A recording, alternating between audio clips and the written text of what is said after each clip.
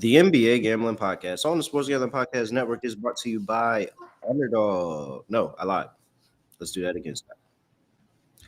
The NBA Gambling Podcast on the Sports Gambling Podcast Network is brought to you by Kalshi. Make real money predicting sports. Kalshi is available in all 50 states, and you get $20 free with promo code SGPN. That is Kalshi. Promo code SGPN. Yes, sir. We are back with another edition of the NBA Gambling Podcast on the Sports Gambling Podcast Network. No me, no waste, no guys. Me, really real, Terrell Furman Jr. here at your service.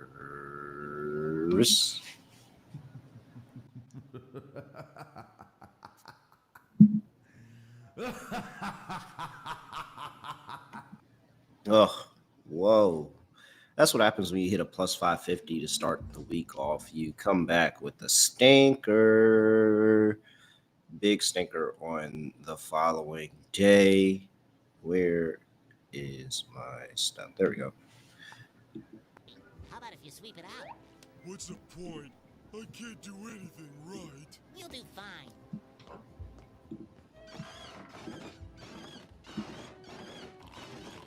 Hey, pal. You just blowing from stupid town?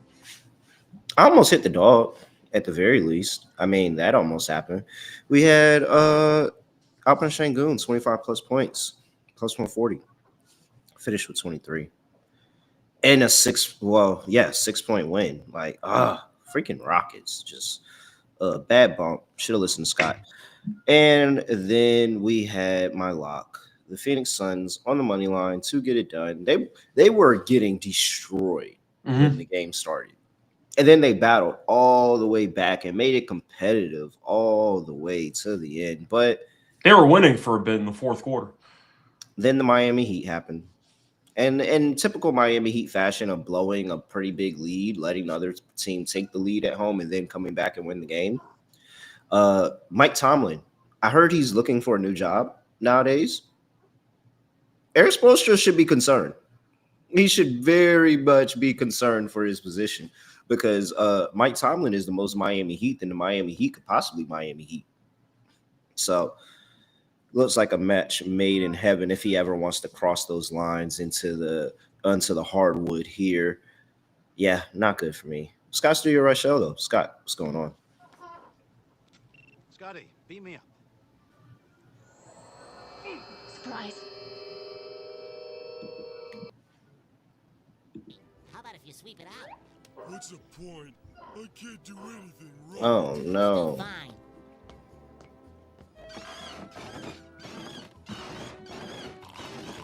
Hey, pal. You just blowing from stupid town? Yeah, the two plays were not very good. For the lock, I had the Hawks, assuming that Luka and that short LeBron were not going to play. They both played, and they're both really good. Atlanta completely no-showed the first half defensively. I think they gave up 81 points in the first half, so at that point, it was kind of over.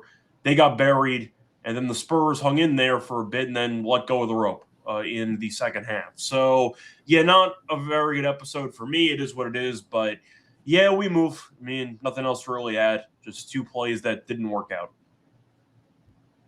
Yeah, definitely did not work out. Let's go ahead and look to this. Look a little bit to the future. Look to what we've got in a 7-game slate here.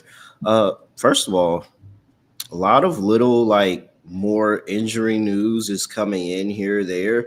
It looks like the Memphis Grizzlies have decided to update everybody on their injury situation. So I just wanted to give everybody those updates.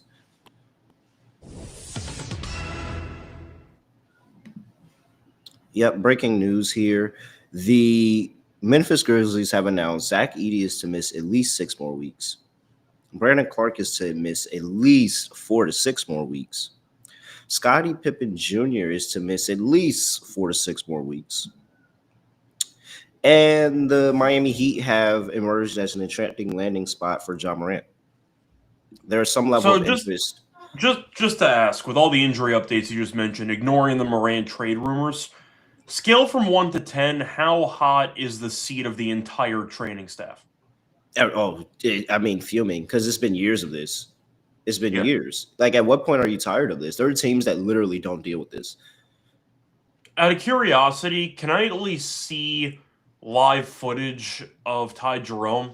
Are we sure he's still They didn't alive? even update him. That's the crazy part. They didn't even. There's no Ty Jerome mentioned here at all. Is he alive? Like, has anybody seen him in the last 4 months? I don't even. I'm not even sure he exists. I only remember him from memory. Maybe Yeah. I don't. Maybe I don't pay attention to the Grizzlies bench when they show that part of the game. And so now that I think about it, I 100% don't look at the Grizzlies bench ever when I'm watching a game. And so, yeah, I have no idea if Ty Jerome still exists as a person. Yeah, I don't know either. So just throwing it out there. If you see Ty Jerome, let us know. I want to make sure he's okay. What happens if I search his name? You'll probably get photos of him in Cleveland. Probably. Okay, so there has just been a Ty Jerome sighting today. It's at the Global Game. Literally, that's the first. That is the first tweet when I searched his name is Ty Jerome is alive, and it's a video of the Grizzlies practice, and you see Ty Jerome at the practice. Okay, So, I'm sure he's not playing in the practice, but at least he's alive. let me see. I'm looking through the video trying to see if I see him playing. Yeah, there he goes right there. No, he's playing. Oh, he's playing. Okay. I mean, you're supposed to come back already, so we'll see what happens, but they're going to need him. So there you go. So it says that on the 6th, what is today? Today's the 14th. That he is within the initial 6 to 9 week return to play timeline right now. Okay. That means he should be back in a bit. Yeah, because that was a week ago. Yeah. All right. Okay, so somebody else tweeted. I have not confirmed any of this. This is just speculation. But it says we are currently in the 9th week of Ty Jerome's 6 to 9 week return date. And it's also the week of the Europe trip. So okay. The fact that he traveled is a good sign. I'm glad other people are calling out how Grizzlies PR updated everybody but Ty Jerome. Yeah. Like, even if he's gonna return soon, like, you could at least said, yeah, we expect to see, like, you gave an update on everybody but him. But I would just, if I'm Grizzlies fans, I would be sick with this team. Yeah, so would I. I feel like most Grizzly fans that are not located in Memphis are really Ja Morant fans, so they're about to be Miami Heat fans very soon. I said the Miami Heat probably are going to be the ones to get him. I literally just said that. We were. What do you think? What do you think the package is? You think it's just going to be Davion Mitchell and? It has to be Davion. You gotta get Davion Mitchell back. And I think the Miami Heat are fine moving on from Davion Mitchell, even though some of it's going to be salary based, right? I mean, what's the big salary that you're giving up if you're Miami? Who's the big? Is it Does we just keep packaging Wiggins along and just keep moving Wiggins along? I mean, I don't think it would be Hero, but it could be in theory. But that sounds like a very big return for Memphis because Ja's no trade value at this point. Memphis is probably attaching a pick. And this Heat team doesn't care about playing defense. So, yeah. I know I get the fit for Ja in Miami. I just question what the package would look like because of the rumored trade value or lack thereof of Ja. That's the part that I think is a little bit interesting. You still have to balance the salaries out. So we'll see how that goes. But Miami, of course, is right now the favorite. What's the NBA trade machine? I haven't used this in a long time. I don't know how accurate the ESPN one is because they sometimes forget about certain stipulations. So I don't know. ESPN has one. I was thinking what's the company that does all the contracts? I forgot, is it OutTrack or whatever it's called? There's like one of those that has it. Spot Rack. That's what I was thinking. That was close. Yeah, that's the one I was thinking of off the dome. Let me see. We don't have much time, but I'm gonna play around with this for a second. I just want to see who else has a big contract that I'm just not thinking of. I'm just trying to think of who Miami would realistically trade in a Ja trade. And Jesus now Christ, Terry Rozier was getting $26 million this year. See, that could in theory be the move. If the Grizzlies just purely wanted to potentially salary dump, maybe it's Rozier, but I don't actually know if that's going to happen or not.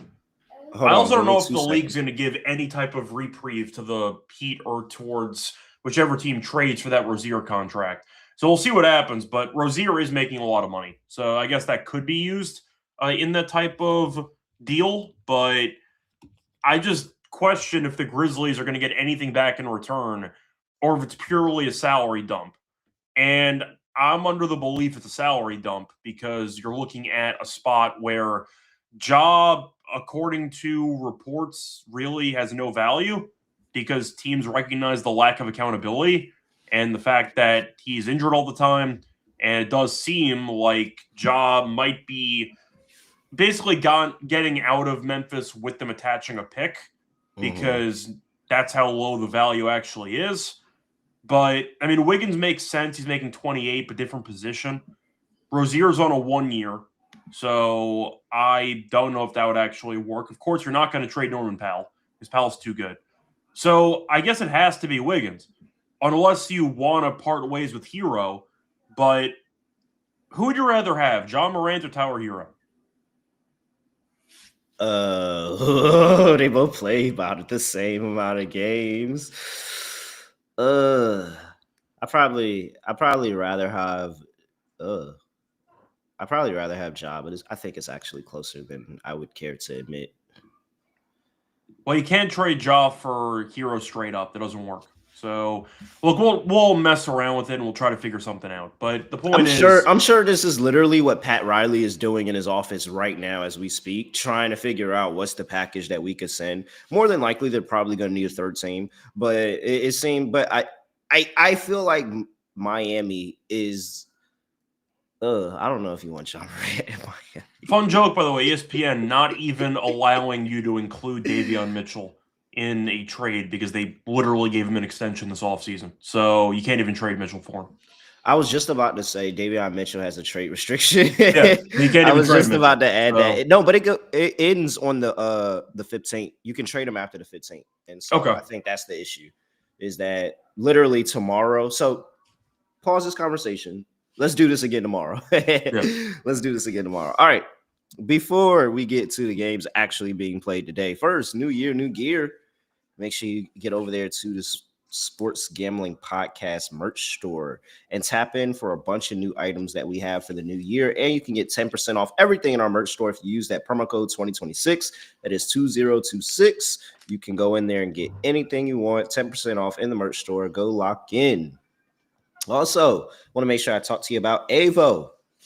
AVO, the best sports betting tool that helps you make a profit every time you place a bet. They do this by spotting arbitrage and plus EV opportunities, give you an opportunity to get in on one side, get on the other side, and lock in a profit for the bet. So many people love this form of betting, and they have made it easy to do it.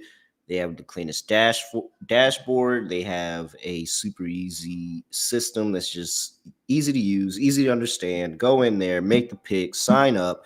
If you're unsure, they have a Discord at AVO Official, AVO Official. You can see the success other people are having. And so get started today at avo.bet, avo.bet for $18 off. Promo code SGPN. That is promo code SGPN for avo.bet. Get $18 off. We're also brought to you by Kalshi. Real money prediction market, legal in all 50 states. You can trade tons of markets, including the NFL, college football, college basketball, NHL, NBA. You do all of that. You do entertainment, politics, weather, everything, all available for you over there at Kalshi. Just go over there, look around, play around, see what you can do. It takes nothing for you to do that. Plus, you actually can get $20 when you use that promo code SGPN. That is Kalshi, Kalshi, promo code SGPN. Get $20 for new customers. That is Kalshi, promo code SGPN. All right. Oh, well, looky here. More breaking news. Meanwhile, speaking of John Morant, and I mean, this makes sense because Davion Mitchell is available for trade tomorrow, but John Morant is out for the game tomorrow with a calf injury. They just said that. Mm. So I guess that little practice clip that I saw didn't go well. All right. 7 games on the slate here, Scott. 7 p.m. on the East Coast. We got Toronto Raptors on the road going to play the Indiana Pacers. Pacers catching 2.5 at home. Pacers have won 3 straight games. Shout out to them for that plus 190 hit on Monday against Boston at home. Toronto, like I said, laying 2.5 on the road here. 224 is the total.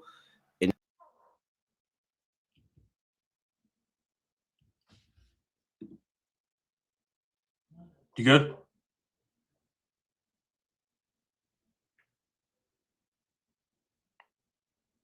I think your sound broke. It literally just cut off on me. All right. Well, you're back. So all right. Thank you. Sorry for the delay. I guess they didn't want me to tell you the injury report. Injury report. Momo. Questionable. RJ Barrett's out. Jacoby Walter and Jakob Poeltl are out too for the Toronto Raptors. I see quickly is not questionable. So what is that? Is that Colin Murray Boyles is the starting center and yeah, pretty much all of the center minutes? Yeah, pretty much. Yeah. Wow. Okay. And then we've got Ben Mathurin out, Isaiah Jackson out, Obi Toppin out. We know those last two for a while. So yeah, no matchup on the inside, J Hub versus Colin Murray Boyles in this one. Shout out, yo! I was so mad. Why was I not on J Hub versus the Celtics? Like, I gotta respect J Hub's game. Didn't even consider him. Start your centers against the Celtics. He went crazy last game. Yeah, 20 points. Didn't even. I think he hit like, was it 4 threes? Yeah, it was 4 of 7. Yeah, dude. I'm on Indiana in this game. Oh, look at him coming over to the dark side. I mean, I think I have to. They've won 3 in a row. Toronto might be missing a bunch of people in this game. I know Ingram and Barnes are not listed, so at least they will have at least 2 of their star players. But, I mean, quickly, still their point guard, and you're looking at no Barrett. The center depth's a problem. Yeah, I think it's a decent matchup for Indiana. If you want to argue that Toronto is going to go into Indiana and win, I can understand the angle. But with all the injuries and with Indiana's recent form, I don't mind it. The last meeting was in late November. Toronto won at home. They only won by 2. So Indiana, we know, has been really bad on the road all season. They were still competitive. They almost pulled the game off. So I'll go with Indiana in this game. I mean, they ended up beating Boston and Miami in back-to-back home games, beat Charlotte, who's played better recently. They've been playing well. I think plus 125 is a good price. Give me Indiana. Okay. I think. Okay, so here's my issue now, is that I thought that they had an advantage, and they clearly very much did, as they got the win against the Boston Celtics on the inside, and that was going to carry them. I should have put more money on I should have put any amount of money on J Huff. I don't know if that's going to be the same thing here, even with the outs, just because I'm very, very high on Colin Murray Boyles at this point. Mm-hmm. I think he's way more better of a defender than we're giving him credit for. And I think the Draymond Green comparisons are disingenuous. Even though Draymond was a very, very good defender, I'm not saying it like that, but I think it's disingenuous of you're just like making a quick comparison, but like the kid knows how to stay in front of everybody. Like he just knows how to defend. Like he's really, really good at on the defensive side of basketball. And I mean, if he picks it up on the offensive side, he's going to be one of those players that we're talking about for a minute. But in that way, I'm not really too concerned. Maybe the size of J-Hub gives us some issue, but I'm sure he can stay in front of him. He could actually be very, very pesky with his hands and probably swipe the ball away from him and Pascal Siakam a couple of times. I don't think it's going to be as easy. I like the Toronto Raptors defense, especially when they get on the road. They start to lean on that defense a lot. They slow the pace down, play really, really good defense, limit possessions. What is this? On the road, they are dead last in pace in the last 30 games. I'm not 30 games, in the last 5 games on the road. Dead last in pace, top 10 in basically any defensive metric you want to look at here. points per game, all of that, points off turnover, all of that. So I'm going to be on Toronto. It was fun. 3-game win streak was cool. This is their first 3-game win streak of the entire season. Something to very much be happy about. They got the couple wins at home, but now I think it's over. I think Toronto comes in here and does what Toronto does, plays a very uninspiring game until probably the last few minutes, and then you look up and next thing you know, they have a win. And it probably wasn't pretty, but they normally get there. So I like Toronto here, laying 2.5. I'm on the opposite side of you, Scott. Well, I agree about the not pretty part, though. I like the under in the game. I see Yep. it being a pretty low-scoring matchup. Yep, both of these two teams offensively have been horrible in the last 5 games, and defense, well, not as bad for the Pacers, but 26th in the NBA, 28th in the NBA for the Raptors points per game. But defensively, they both have been on, and the Raptors slow the pace down on the road. They're not letting teams just run up and down on them. So I like it too. Under 223.5. By the way, totals 9 and 13 to the total for the Pacers at home, 7 and 12 for the total for the Raptors on the road. Yeah, I really do like that under, Scott. Yep. All right. What's next here? We've got still 7 p.m. The Cleveland Cavaliers on the road going to play the Philadelphia 76ers. 76ers laying 1.5 points at home here. 2 is the total. Injury report. Wade out. Max Strus. Thank you for those that said out because you knew Max Strus was out. Joel Embiid probable. Paul George probable. VJ Edgecombe probable as well. I mean, the last time we saw Cleveland, they got buried at home by Utah. And we know Cleveland's been alternating wins and losses for about a week straight. Cleveland's not very good. I mean, we've talked about this for months. Philly has played better. And the fact is, Embiid's healthy and he looks pretty good. So if Embiid's supposed to play, and Paul George, who I don't even know if Sixers fans like, but at least he gives them some depth on the wings. We know Maxi's still very good, and we know the Cavs backcourt can't defend. Doesn't this feel very short to you? Because I think 1.5 for Philly at home feels like a pretty cheap number. And I'm going to take it. I think that Cleveland is a team that's obviously better at home than on the road, but they're still not very good. They can't defend. I'm out on Cleveland. I think that this team has serious problems, and I think Philly right now is playing better than we thought they would preseason. Right now it's working. Good enough for me. I'll go for Philly. Paul George can ruin this. Yeah. I think everybody understands, because I understand a lot of our audience doesn't watch a lot of the games. And at this point in the NFL season, we're probably getting a lot of our NFL viewers joining us for the first time. Paul George looks horrible with a basketball in his hands right now. For the record, he's shooting 41% from the floor this season. There's not many games that Paul George actually looks good. Yeah. And I think that it's crazy that he's literally this Philly team could actually be relevant if you just took Paul George out, put Jared McCain in. They're different size players. No, I get that, but I'm saying if you took all the effort that you're putting into Paul George and you just put that into Jared McCain and let him develop as a player and go and do what he was doing before he got hurt for you, they would be so much better as a team. With that being said, Cleveland is untrustworthy. Untrustworthy.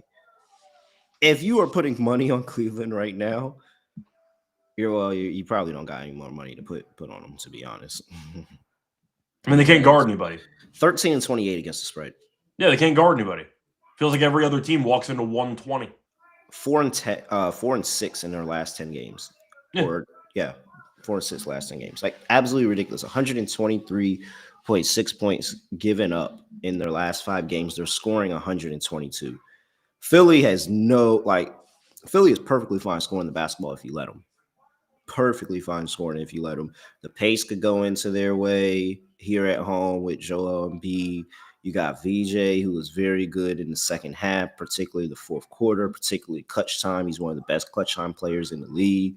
Like, and then who's guarding Maxey? That's the point. They have nobody who can guard Maxey. Like, nobody's guarding Maxey. So you have nobody to guard the guards, and your bigs aren't going to be able to carry you. Maybe the Cavs score a bunch of points, but it won't be before they give up 130 in their own right. I'm all over Philly here. Philly laying 1.5. We got one of the best ATS teams versus one of the worst ATS teams. Like, what are we doing here? Yep, I'm on Philly too. All right.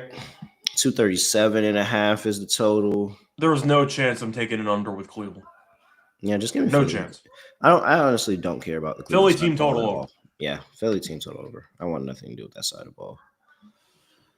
All right. Let's see. Sorry, I've been neglecting the chat today. Hello, chat. How are y'all doing? I have been looking through and seeing y'all messages as they come through. Yes, the Bulls without Kobe and Giddey are not as bad as I think.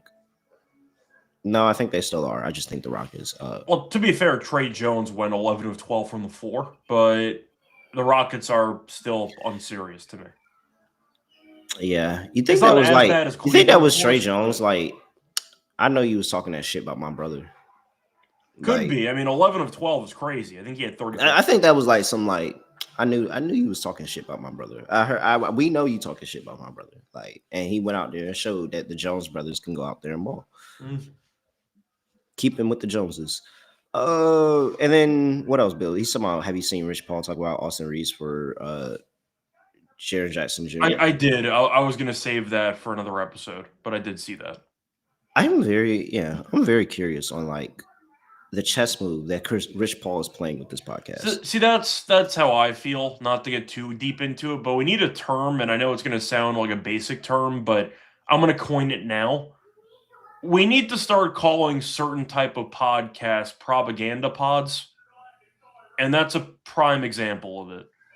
I don't believe anything Rich Paul says, and I assume everything he says has an ulterior motive. I'm not gonna lie. Like, he's very smart, very calculated. Doing it with Max, clear as a clear. Fuck you, Stephen A. And I'm just curious if like, because it only takes one trade from this podcast that is speculated to actually happen, and I'm like, oh, it worked. Yeah, it literally did what he wanted it to do. I mean, if you listen to Rich Paul's takes, though, his takes on the pod when it comes to recommending trades are so bad that you question if he actually knows ball. Like, that's how bad some of the takes are.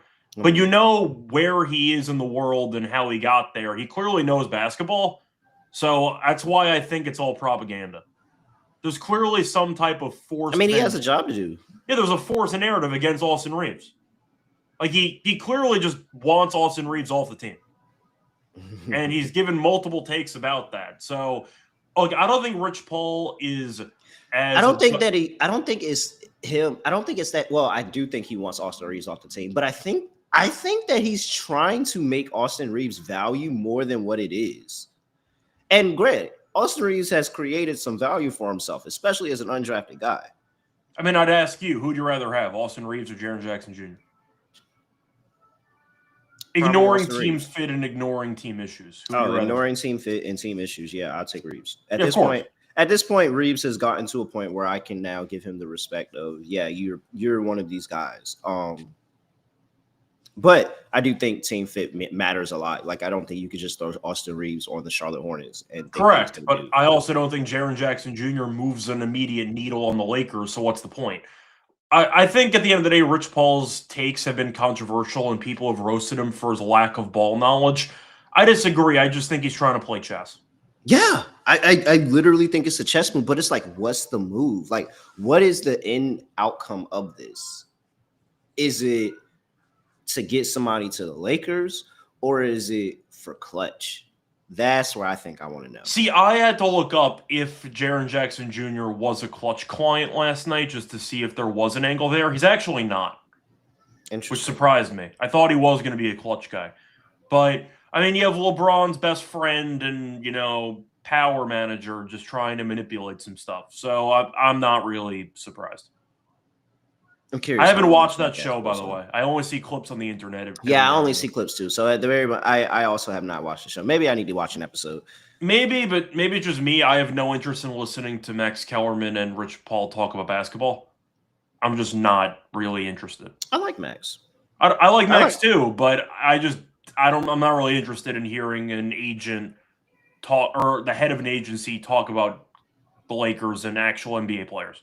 I think I only get tired of listening to Rich Paul talk for too much because he reminds me of Austin Rivers when he speaks.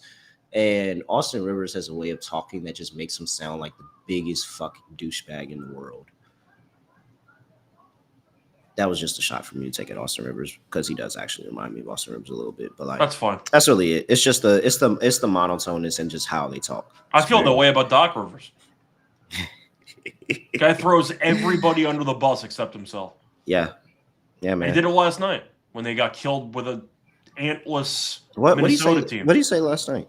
He was blaming everybody. I mean, it's a classic Doc move. He doesn't take any responsibility for being just a really, I'd say, average. I'll never forgive Doc for getting the other guy fired. I mean, I got Griffin. Yeah, I 100% believe Doc got him fired.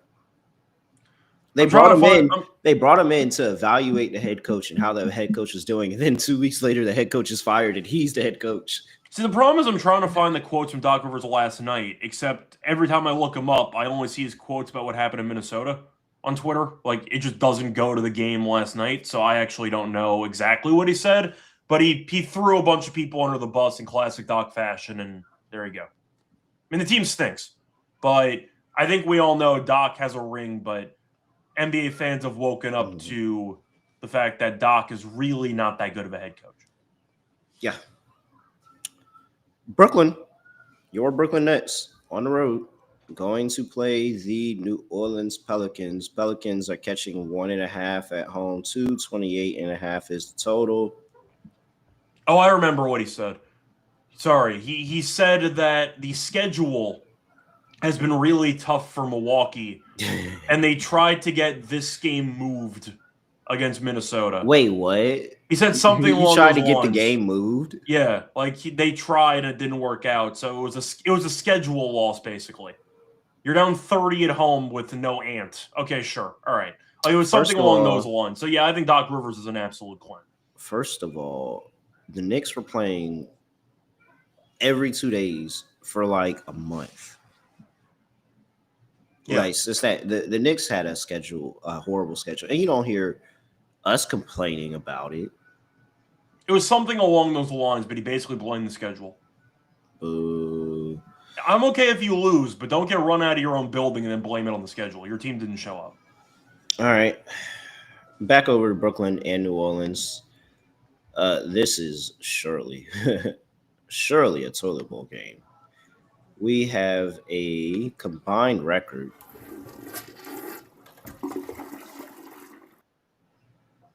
of 20 and 59 for these two teams. 20 and 50 combined record here. And it's crazy because these are two teams that at some point were actually streaking hot. And now they've completely calmed down. Brooklyn, not as much. 5-5 ATS.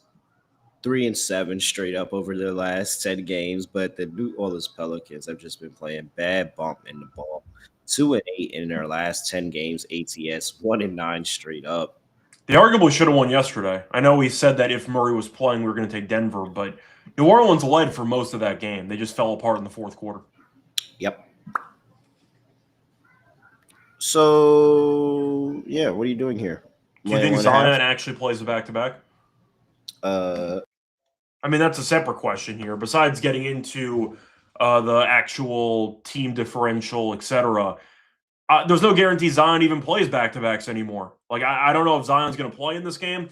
I know Bay came back, but will he play a back-to-back? I have no idea. It's a whole separate question. The Nets ended up losing to Dallas on a back-to-back, which is expected. They had a day off. They are fully healthy for this game. Porter Jr. is not questionable. Everyone's listed as active. And New Orleans this season, with no rest, is 1-6. So New Orleans is really bad on back-to-backs. Yes, the Nets have not been playing good basketball lately, but they've still been better than New Orleans lately. And you factor in the injury report, the uncertainty surrounding Zion, and the 1-6 outright record on the money line, straight up on back-to-backs. I am not interested. I'll go for the Nets, -1.5. Yeah. I think that's what it's gonna be for me. On the net side of things. Hopefully, Michael Porter Jr. has a really smooth game here. Pelicans haven't been able to defend at all whatsoever. I mean, Claxton could have a big game here. Actually, we need to look into some Claxton stuff for Underdog later. I mean, that's what happened yesterday. Is you figure, okay, well, Murray's questionable, so he's clearly banged up. We got a shot. And then Murray plays, he drops 35, and you give up 20-something points to Peyton Watson. I mean, you gave up 60-plus points to Jamal Murray and Peyton Watson. Like, this team can't guard anybody. Yeah. Yeah. Even freaking Tim Hardaway Jr. came off the bench and had 18 for him. But we called that. You were asking who would get the we were just throwing out we were throwing out different names, and we just knew somebody was going to stick. Yeah.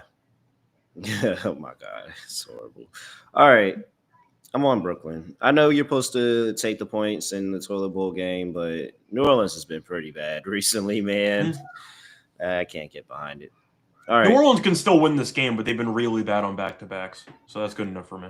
228.5 is total. I'll go under. I know New Orleans can't guard anybody, but the Nets can't really score. Yeah, and the Nets defense is not as bad as people want to give it credit for. Like Jordy's, it was the number one defense in the league in December. Yeah, Jordy's figuring out, and I trust them to have a pretty solid, like they can muster up a good defensive game. I don't know if the Pelicans can muster up a good defensive game, but I mean nobody else in Brooklyn is scoring besides probably Michael Porter Jr., Claxton, and bench Cam Thomas for 20 minutes, maybe. It's not pretty, but this team plays hard, so defensively they're fine. Yeah, shout out to them. All right. Before we get to the next game of the slate, got to talk to the people about Underdog Fantasy. Your place to play fantasy pick'em, where you can win up to 5,000 times your entry. Underdogs bringing the playoff magic to the playoffs all playoff long for the NFL. Make sure you go see what boosts they may have for you in that. Underdog's also got a brand new offer for new customers. Play just $5. Get $75 in bonus funds when you use that promo code NBA SGPN. Is that for real? No way, Renzo. 4 seats are not going for 144 to the Bullets. I believe that. Who wants? No way. No way. WNBA courtside seats don't even go that short. No way. However, I will admit I have gone to a game in Smoothie King Arena on my birthday to see LeBron play one year. I think it was 2019. And is it a nice arena? No, okay. I think it's cool. I think it's like your basic. It's your basic NBA arena. I did not have as much fun as I typically have at a Mystics game. I did not have that much fun. I definitely have more fun at a Mystics game.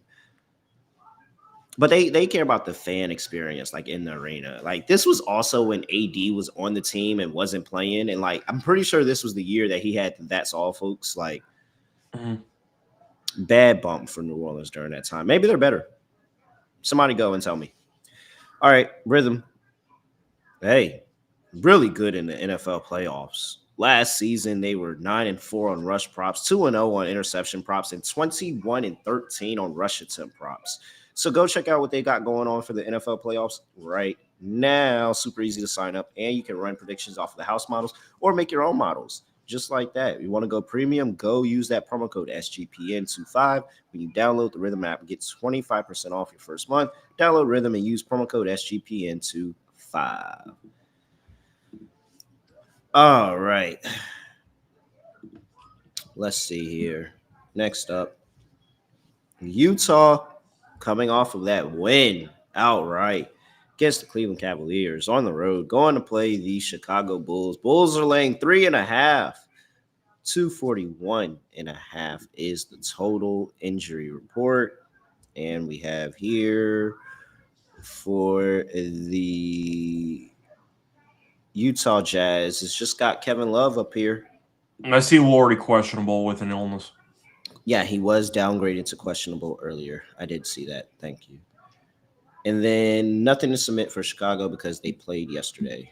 Well, the update is that Kobe White missed yesterday. He's supposed to be back today. Okay.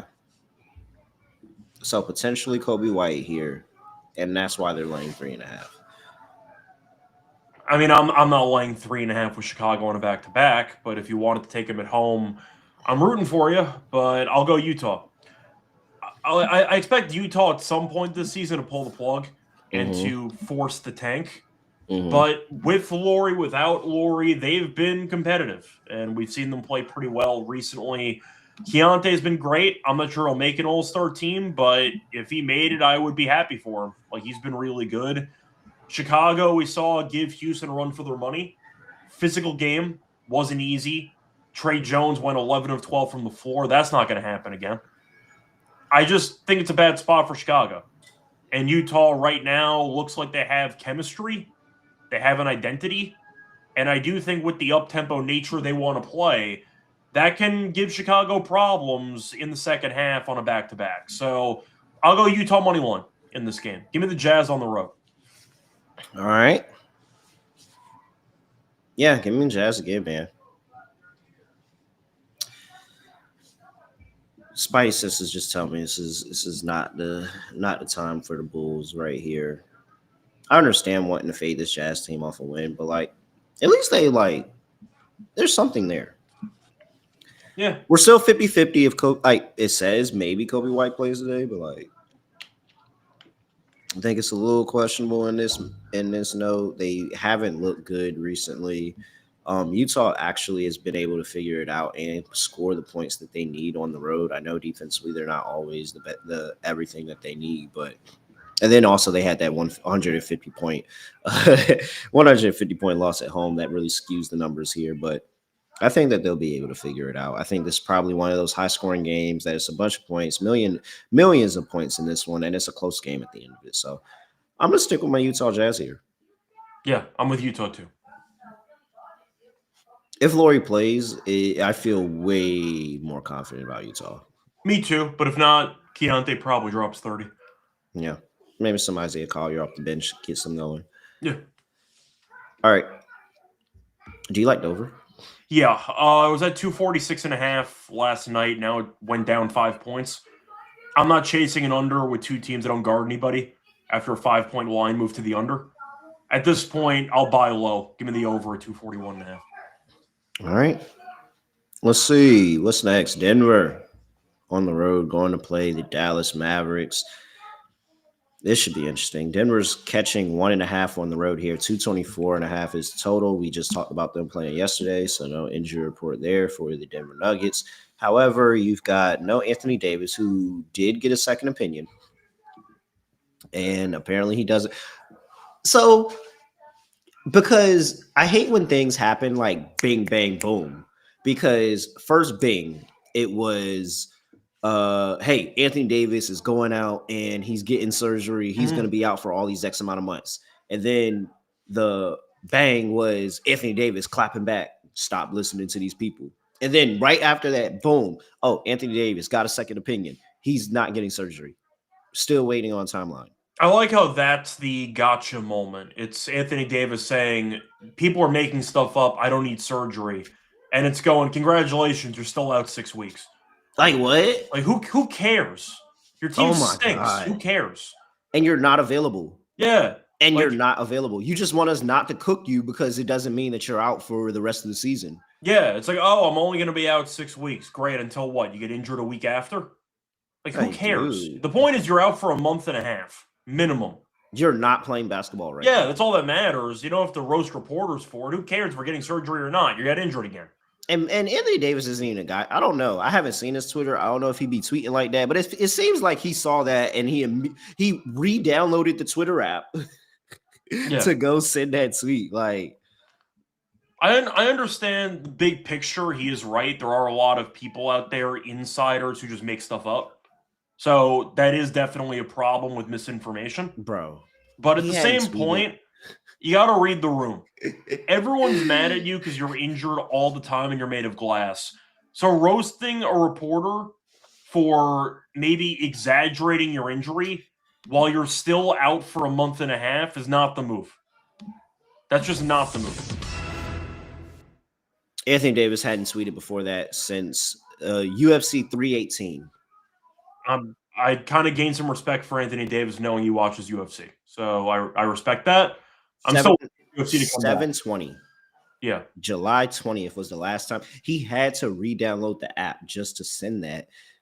And the whole catch-22 is I'm only out for a month, not 2 to 3 to 4 months, whatever it was. So like, take that. Like, great. You're still a part of one of the worst trades that we've seen in modern NBA history. I mean, there's nothing else to really add. Like, it's freaking ridiculous, bro. Like, so, there you go.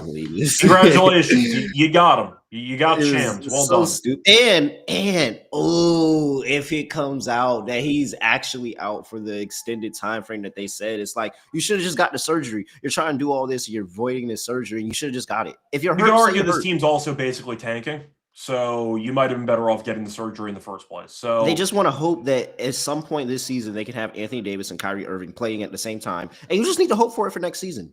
Just hope for it for next season. I don't have the exact number, but I want to say since the Luka trade, AD's played in about 20-something games. Yeah, they like literally just say, hey, we're gonna try this again next season. Yeah, like, it was clearly they're only delaying AD because they want this year to see what they have in AD and Kyrie, but you're not gonna get any type of evaluation. Yeah, because clearly they want I think that's what they want. I don't think they want to move AD till they know what they have with AD and Kyrie first. And I'm also not sure what AD's worth, but apparently teams are interested. Why? I have no idea. But apparently teams are interested in him. So who knows? But going back to this game, no AD. Yes. I'm still taking Dallas at home. Oh, injury report. I'm sorry. That's what freaking distracted me from all of this. But we have PJ Washington is questionable. Anthony Davis, of course, is out.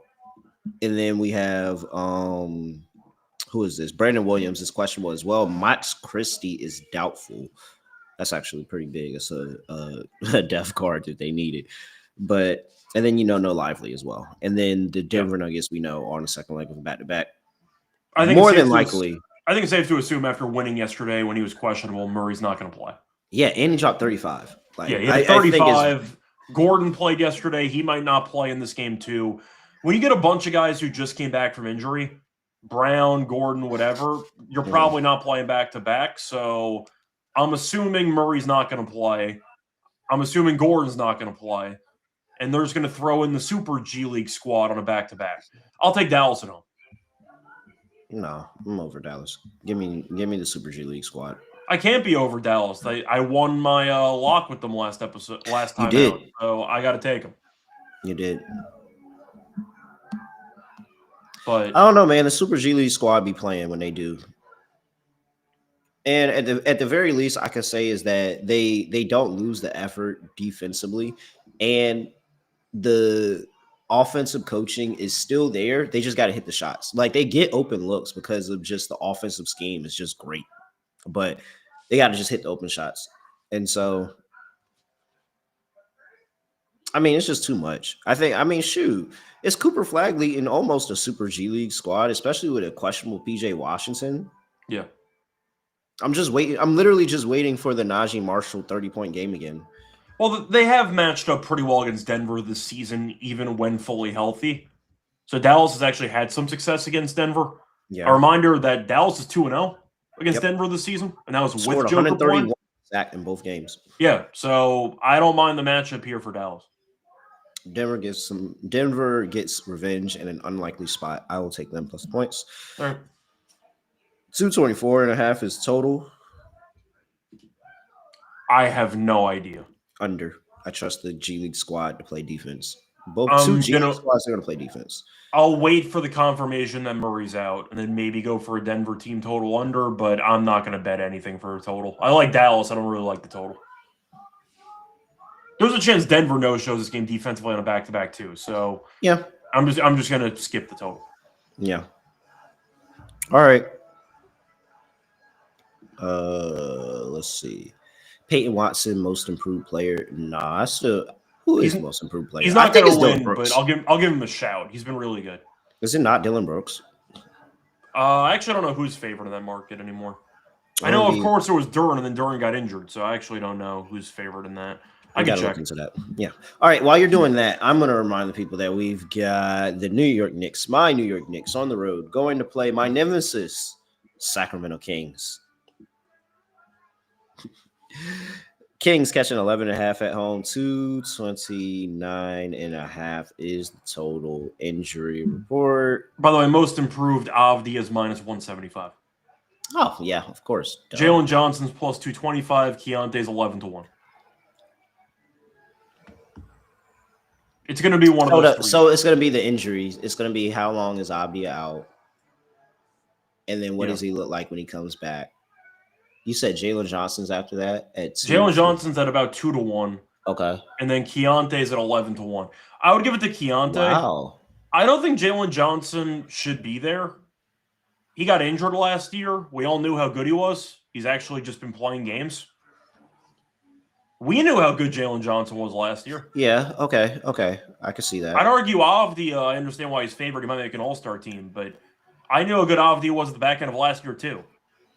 So Keontae makes the most sense based on the definition of the award, but I think it's the dumbest award in all of NBA. So it might go to Avdi in the end, but I think Keontae makes sense at 11-1, but it will be one of those three guys. I mean, if Deni Avdija finishes 25, 7-7, it's his award. And an all-star, yeah. It's going to be his award. Yeah. Wow. What's Dylan Brooks' number? He's 60-1. Really? Well, because I don't know if the stats are much improved or it's just what he's done for the culture. I don't know. He's averaging like 20 points per game. No way Dylan Brooks was averaging anywhere near 20 in his career, was he? I can look it up, but I'm literally pulling it up right now. Oh, because I'm just not a believer. Yeah, he bumped his points he's up 7 points per game from last year. Yeah, so that's a big jump. Yeah, he has been very good, but he's at 60. So he averages 14 for his career. I think Keontae's more likely to win it than Dylan Brooks, but we'll see what happens. I would not vote for Jalen Johnson, though, and I love Jalen Johnson, but that is solely him being healthy. We already knew how good he was. Yeah, and he was definitely projected to be a high pick, and it was like the weird stuff that was going on with freaking Duke and all of that, and why he fell. Like Brooks at 60 is a lot, but I don't think he's going to win it. Wow, interesting. I might actually take a little stab at Dylan Brooks, but it's more of it's the fact that it's a voted on by the media award, and I don't think the media likes Dylan Brooks too much. Yeah, I don't know. I would love him at this point. I would love him because now you're backing up everything you said. Yeah, he's been very good. Like now you're like 20 points per game is 20 points per game. 20 points per game in the NBA is a hard thing to do. Like, I don't know. All right, let's see. What else do we have here? Oh, yeah, I was on the injury report. Landry Shamet is out, of course, for the New York Knicks. That is it. Dennis Schroeder is still suspended. Well, actually, one of the funniest suspensions this year yet. Yep. Keegan Murray is out. Sabonis is out. Kings have won 2 in a row. They have. Knicks are not very good on the road. They are not. Josh Hart's healthy, so he is. Do you want to lay 10.5 with the Knicks on the road? Not necessarily, but like this Kings team sucks, so I wouldn't be surprised. Like, listen to their last, even last year they were beating up on the Kings. Like, I want to say the last 4 games they covered this number. Oh, I'm sorry, no, only 2 of the last 4. They won by exactly 11 in this one. I was going to look up the head-to-head. The Knicks have won 8 of the last 9. Against Sacramento. So home or road, who cares? They own this team. Yeah, but it's just they got to win it by margin. And this Knicks team just plays around. Like, I mean, yeah, there's sometimes they can get up for the spot, but like,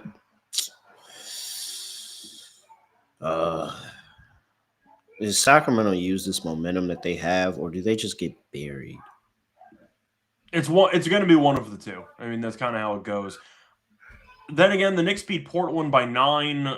Avdija left the game early, and then Portland got buried by Golden State the next game. So Avdija is still at 25, though, in that game. So Avdija did play 38 minutes. and they still won by 9. Portland's a tough place to play. I think I'll go Knicks, but I'm not going to bet this. I hate betting on the Knicks on the road. But they've owned the Kings head-to-head. They've been good in this arena. I'll go Knicks minus 10 now. Knicks never make me look good in moments I need them to make me look good. Kings probably going to cover. All right. I'm not going to bet it, so. Yeah. Whenever I need the Knicks to make me look great, they constantly let me down. So 3-7 in the last 10 games. Like, Jesus Christ. Can't lay 11.5 with that. I'm sorry. All right. What's the last game? Wizards are 229. I mean, any thoughts on the total there? Wait, for which game? Oh, I'm sorry, for the Knicks. I'll go 229.5. I'll go over. I mean, Knicks defense isn't great. Kings No, but Josh Hart's back. Anybody. Yeah. And it's the second game of Josh Hart. That's what's the Knicks could still score 130. There's a couple ways to get there. I'll go over.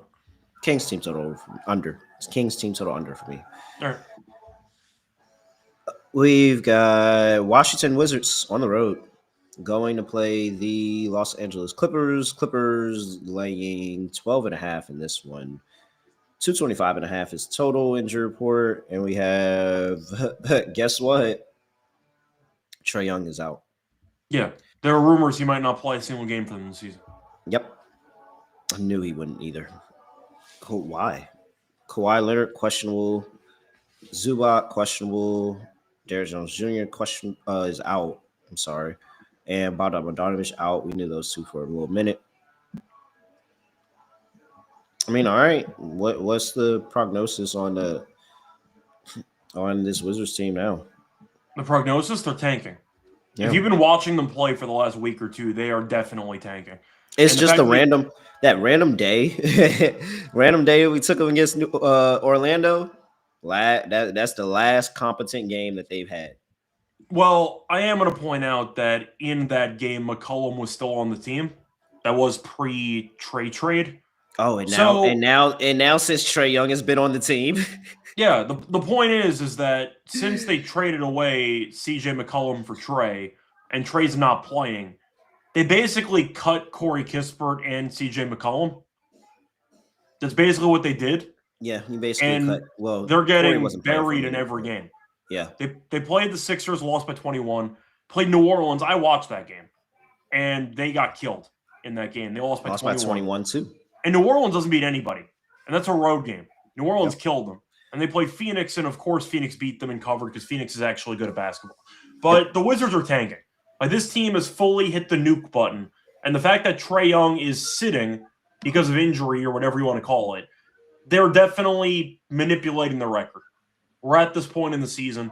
Good enough for me. Give me the Clippers minus 12.5. Yep. Pretty simple. Who's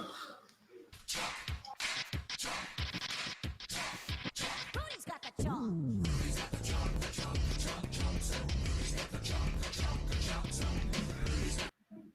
Yeah, because like 8 out of their last 10 games, the Clippers have gotten to cover.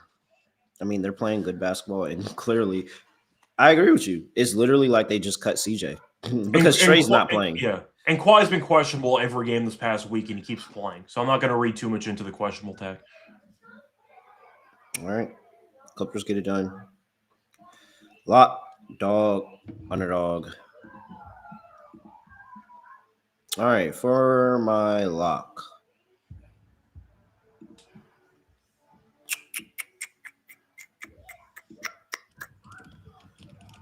I will go with a Toronto Raptors under. Give me the Raptors and the Pacers under 223.5. Raptors bottom of the league in pace on the road in the last 5 games. Defense has been stout. Indiana has woken up defensively. And even if they haven't, the Toronto Raptors are not guaranteed to score the basketball any given night. So Indiana continues to play good basketball. They just doesn't result. I don't think it results in a win, but it definitely doesn't result in a bunch of points here. So under 223.5. That's the lock. And for my dog, I don't think I want to run Utah back. So let's go with the Philadelphia 76ers, and I will take. Should I lay more points with them, or should I just take more on the team total? I think I will, because Cavs will really do be dirty with the team total sometimes. I'll just. Where can I? Or does Philly blow them out? They might. I mean, Philly's been very good. 4.5 plus 140. I actually kind of don't like that. You know what? Let's just call my shot in a couple of games. A couple of close spreads that I feel good about. I will do a parlay. Give me the Cavs, not the Cavs. Whoa. Give me the 76ers on the money line and give me the Nets on the money line plus 230. All right. So for my lock on the show, you said you had the under, right, in that Pacers game? That's what you went with, I think. Yeah, I think you went with that. So I'm going to go with the what do I want to do here? You know what? I'll be a bit different. Clippers have actually been very good in the first quarter of this season. They're 7th in the league in first quarter point differential. The Wizards are not very good. Give me the Clippers wire to wire at minus 118. Clippers winning at the end of every quarter. Once again, not to win each quarter individually, but to have a lead at the end of each quarter. Minus 118. I'll take that as my lock for the show. Oh, really? Yeah. I think they'll come out early. Yeah, I like that. So I'll go for that. For my dog, I'll disagree with you. I'll go for an alt spread. They were good to me last game, and I think Denver might sit half their team. Give me Dallas. I'll go for the minus 5.5 at plus 150. Okay. Boom. Underdog. I mean, do you want to just run back Maxey? Yeah. Who's going to guard him? Nobody on this team. 27.5 higher. It was somebody else that we said consider them for underdog, but I can't remember who it was. Claxton. What's Claxton stuff at today? It's probably low. 13.5 points. Yeah. Yeah, them centers really be cooking Derek Queen, man. Yep. So Claxton higher 13.5 points. And Keontae? What, just his points? Yeah. Okay, 25.5. Yeah. All right, Keontae George hired 25.5 points. We've got Nick Claxton hired 13.5 points, and Tyrese Maxey hired 27.5 points. At that Underdog, shake it up. You're going to get $6x, $100. Get you $600 over that Underdog Fantasy. Make sure you use that promo code NBA SGPN. Scott, anything else for the people before we get up out of here? Not really. Fun episode. Back once again tomorrow with Lonte, so I'll still be around. But yeah, can't complain. Once again, hopefully we end up sweeping. So yeah, hopefully it works out. Yep. Looking forward to it. He's at Rush Show Radio. I'm at really raw __. Make sure you give us a follow at SGPN NBA. YouTube.com/NBA Gambling Podcast. Please like, comment, subscribe, all of that. We need it. Like the video before you get up out of here. And if you are listening on podcast, 5-star rating and review wherever you get your podcast, please. It takes 2 seconds. And with that, that's it. I have nothing else to say, nothing else to do. No other way in the podcast. Just going to end it like this. We are out of here.